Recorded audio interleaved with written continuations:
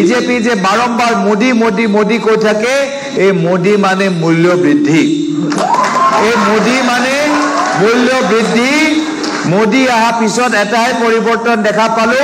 নহৰু 1 কেজি দাম এতিয়া 400 টকা হৈ গৈছে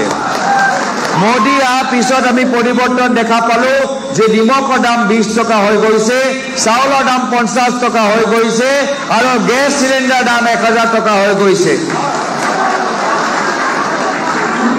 মোদি মোদি কৈ থাকে মোদি মানে মিছা কথা 15 লাখ টকা কাৰো একাউণ্টত সোমোৱা নাই কলা ধন আহা নাই ছটা জনগোষ্ঠী জনজাতিকৰণ পোৱা নাই বাংলাদেশে তেওঁলোকে ইয়াৰ পৰা বিদায় দিবলৈ পাৰা নাই তো মোদি মানে মিছা কথা মোদি মানে মূল্য বৃদ্ধি আমাক মোদি চৰকাৰ নালাগে আমাৰ নিজৰ ৰাইজৰ হাতটো শক্তিশালী কৰিব লাগিব গণতন্ত্ৰ সুৰক্ষা কৰিব লাগিব কা আইন বাতিল কৰিব লাগিব আৰু যিসকলে